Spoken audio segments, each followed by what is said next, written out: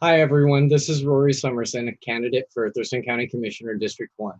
And today on County's Conversations, we're going to be talking with Charlia Messinger, who is a Executive Director for Partners in Prevention Education. I sit on the board myself, and it has been an absolute pleasure to work with Charlia and very informed on trauma-informed care, dealing with marginalized populations, and working in our unhoused, working with our unhoused neighbors. So with that, Charlia, would you go ahead and introduce yourself to our guests? Great. Hi, y'all. I'm Charlia. My pronouns are she, her. And yeah, I've been an executive director with Partners in Prevention Education since 2015, I think, about 5 years. I started right out of college because I had the hubris to apply to the position. And I think it's worked out pretty well. Yeah, I studied intersectional feminism at Evergreen and originally hail from Wisconsin. Fantastic. So a lot of the concerns that I see here in the community right now is they really don't know what, in terms of people who are not part of the unhoused community, is that they're not really sure what services are going out right now, not sure what the actual concerns in the camps themselves are right now, and with our unhoused neighbors. And so could you kind of elaborate on a little bit on what some of those key and pressing concerns are in the local unhoused communities? Yeah, I would say shelter is always one, since we have only so Interfaith and CYS and Family Support Center all have their shelters closed to their current guests, and so they're not taking new folks, but they are at capacity. And then Sally's and Salvation Army and Union Gospel Mission are taking in new folks. So shelter, of course. Hygiene services right now, I know that the Build a Bus group are working on getting people showers, renovating buses, getting funding for their shower buses out there. And I think they're at testing point and like opening points. I haven't actually checked in with them recently. Showers, laundry services, whatever is being provided is very limited. I think they are there are many folks who are very scared about COVID-19 and getting care, and many folks who just feel really alone. Because we used to, until recently, with downtown being just now opened up a little bit, when I drove through, I was like, oh, so many people. But I think that it has been, as hard as service providers are working, it feels like pretty lonely for our unhoused community to suddenly not see the people they're used to seeing, including those of us at Pipe who we've closed our drop-ins recently to prevent the spread of COVID-19 and have focused purely on remote advocacy, remote therapy, and outreach. Yep. So what types of supplies right now is Pipe providing to the community? So we're providing a mix of supplies consistently. So we have water, food. We're working with the Thurston County Food Bank. They're providing us with cold sack meals every week to hand out. And hygiene supplies, your basic ones. We're doing our best to provide clothing. I know socks are a surprisingly expensive thing to get, and also hard to get without previously without having Value Village and Goodwill open. Yeah, so hygiene supplies, we're providing dish soap, hand soap, clothing. We are providing phones to survivors of violence, those who are fleeing domestic violence, and chargers. Mm-hmm. We are providing blankets, tarps, just like really as much as you can shove in a van. And we're providing it really consistently. Let me like pull up what Micah, our program director, said to us. Fantastic. Oh, sorry. I said, yeah, go ahead. Fantastic. Cool. So Micah also said that we are providing batteries, deodorant, zip ties, disposable thermometers. We're providing information and referrals, and we're working with Sidewalk, IFW, the City of Olympia, Just Housing, to provide more services. And Sidewalk's doing like intakes for housing and a lot of advocacy as well. Awesome. Awesome. And we're providing masks, partnered with some local groups in Olympia. Good, good.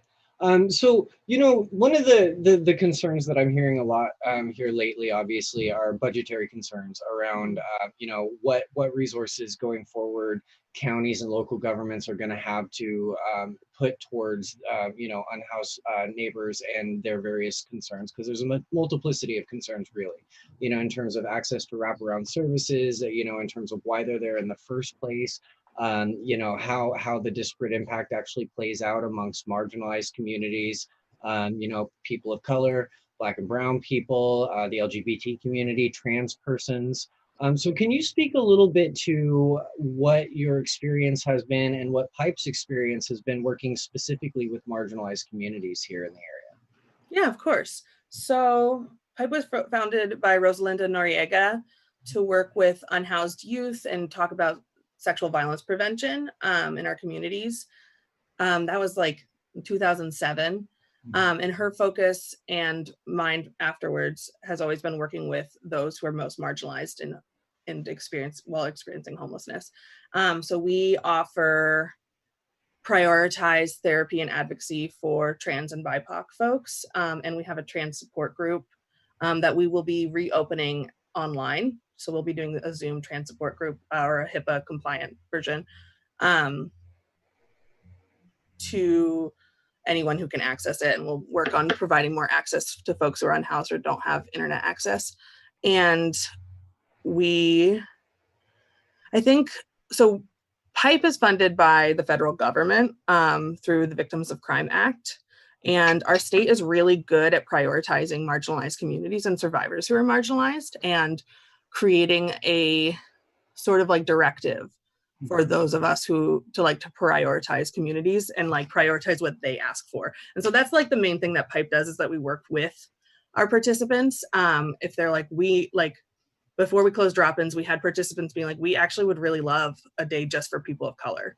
And so that became like a discussion of how we do drop-ins and like if we can have a day like that and what it would look like. Or when we did massage therapy, we had a participant who was like, I'm actually like really struggling with the like physical pain of being unhoused. And one of the things that we could really use is a massage therapist. And so because of Office of Crime Victim Advocates and that funding being available, I was able to apply to a grant that has funded massage therapy and have continued to fund it for like 3 years with 2 more years ahead of us. And so the like best thing that we can do is like take lead from our participants, whomever they may be. Right. Right. No, and I definitely agree with that, especially, anytime you're dealing with a marginalized population, hearing directly from them what their needs are is essential. It's foundational, because if we're going to actually solve any of our systemic issues and our shortcomings, we really have to have the insight of the people who are being impacted. Yeah, of course. We've obviously seen here on the news the last couple of days, Black Lives Matter movement really pushing forward for some really powerful systemic change. And me as a white person, I feel it's incumbent for me to step up and say, yeah, Black Lives Matter. And we need to dismantle the systems that are in place that are continually oppressing people, right? And so I would love to hear more about how you feel like we can have a collaborative discussion between local governments and people who are most disparately impacted within the unhoused community about addressing some of those concerns and creating more awareness on those issues. Because you have a very unique perspective working with the community in terms of advocacy. Yeah, totally. I guess I would say just like actually having the conversations. I think the city of Olympia attempted a really brave project and worthwhile project of opening those conversations up with community leaders, businesses, service providers. But I do think that there was a lack of conversation with our unhoused community when we're talking about homelessness. I know they tried, and I think that we can all just try harder, including like me. I when I do work from home, I'm not actually working with participants. I'm not actually able to ask them, what do you want me to write this grant about? Like, what is the thing that we should actually be providing? And so I think while it may be difficult right now, and I think my worry is that we will put off some of that hard conversation because of COVID-19 and like post COVID-19, whenever that may be. I think the main thing is just like interacting with people and learning, these like details that I, from a place of privilege, having never been unhoused, would never know, like how hard it is to charge your phone, Right. or how much a backpack hurts carrying it constantly, or why it's such a pain to, when everything's not waterproof. Those are like the simple things that like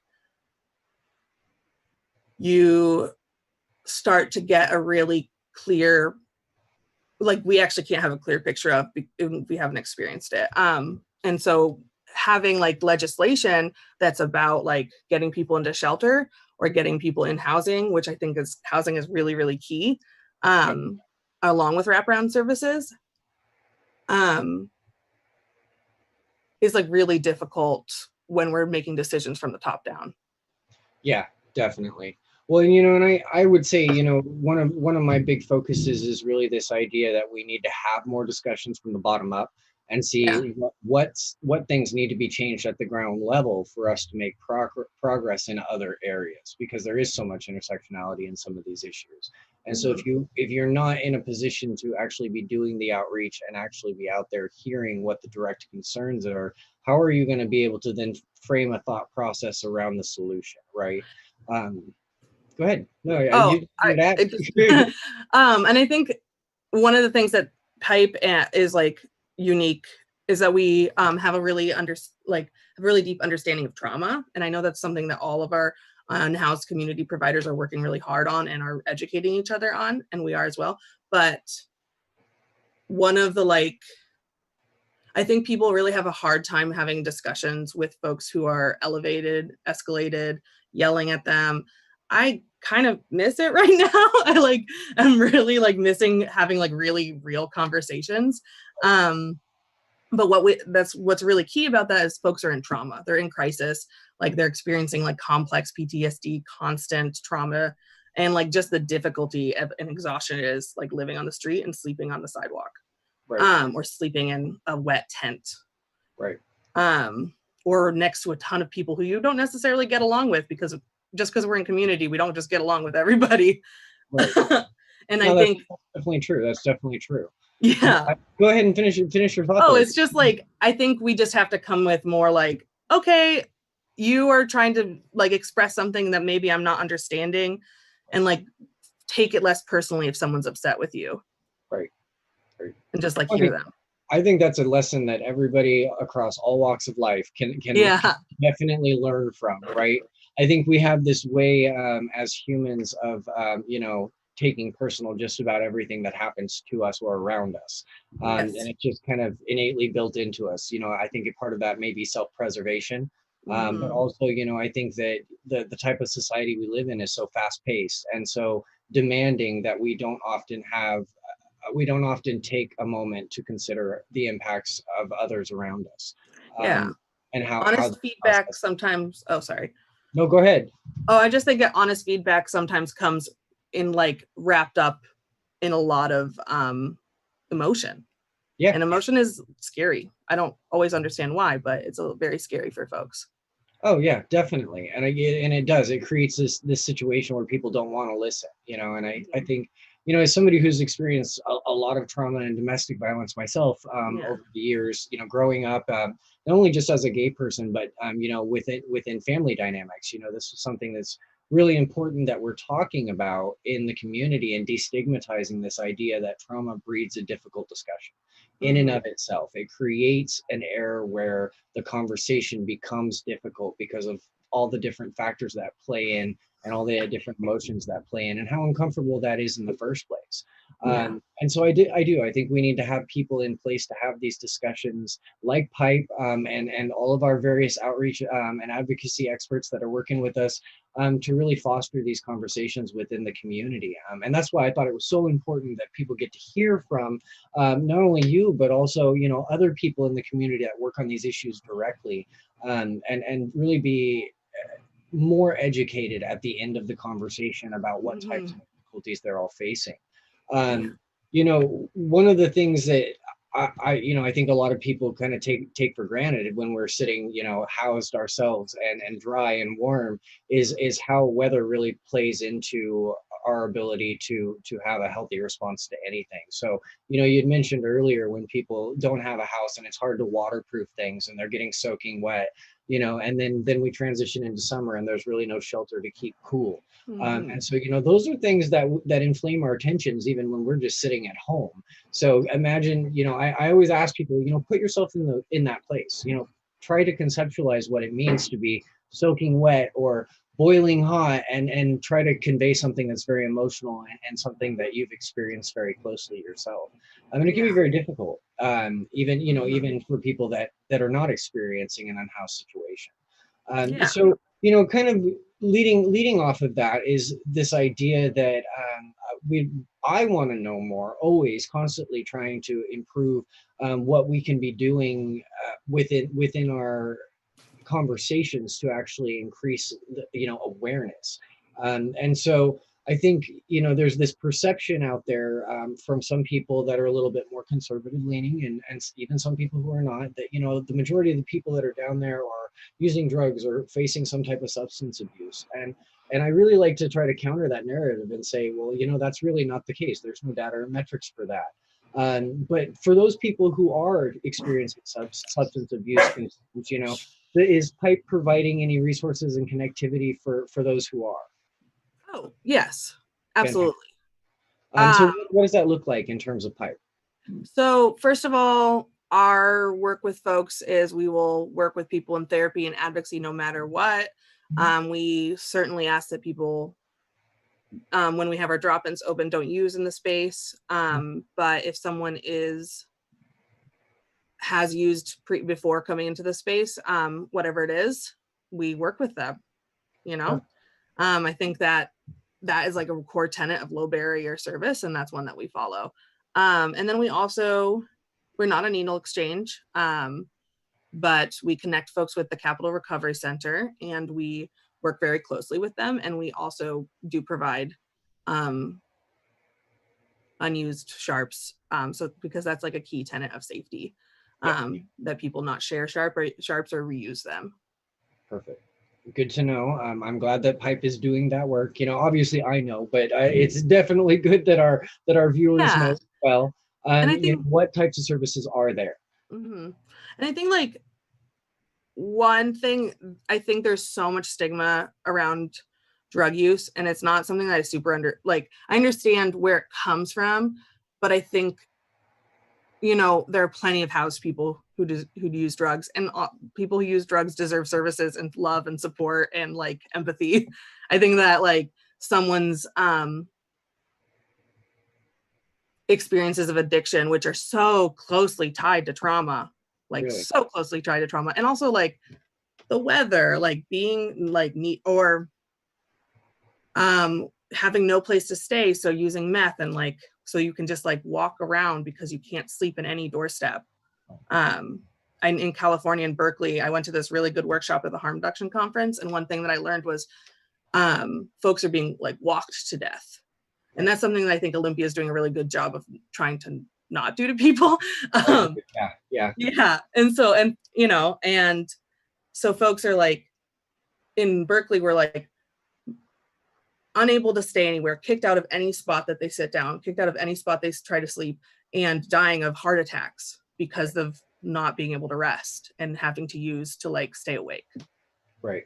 Well, see, and I think, this also kind of takes us back into that conversation about housing and low barrier housing and affordable housing. You find a lot of disparate impact, not only among just marginalized communities, but also amongst people who are facing some type of drug use issue in their own personal lives. And so, there's that perception that you deal with sometimes in housing or access to housing. And so, Yeah. it's kind of my belief that we should have absolutely no barrier housing access. Yeah. That's like how we should really be approaching this, because everybody should have a roof over their head, Mm-hmm. regardless of what their situation is. We're all human, and Yeah. so one of the things that I'd like to hear from you, at least in terms of how you've heard it from the unhoused neighbors that we've got here in Olympia, is how do you feel like they perceive the response and their access to affordable housing here currently? I actually don't think I can speak from their perspective. No, that's Um, totally legit. Just anything that you've heard about concerns in the area. yeah, I don't feel comfortable speaking from Okay. anyone's perspective just because it varies also so deeply. Right. But I do think that affordable housing isn't particularly accessible except through programs. And Right. there's just such a long wait list, and Sidewalk and other agencies are working so hard, Mhm. CAC as well, to get people placed. Right, right. But we have to have landlords and like who are amenable to that, and we have to have cheaper housing. Oh I yeah. mean, I Definitely. like am still living with housemates to like afford housing. Still living with it's something that all of us struggle with, or and if we stop struggling with it, or even because there's a lot of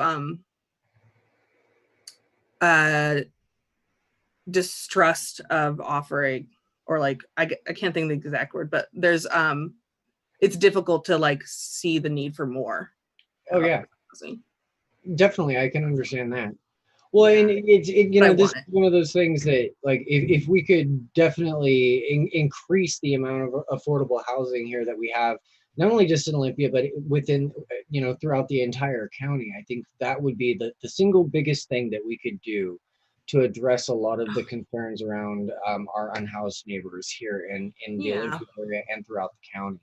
Mm-hmm. And you're totally right. The experiences are so unique for everyone that it's definitely it's very incredibly hard to speak on anyone's behalf or to their experiences because everybody has a unique experience. Yeah. Um, you know, I I think. Go ahead. Go ahead. What I would say is that I've known people for a long time. Yeah.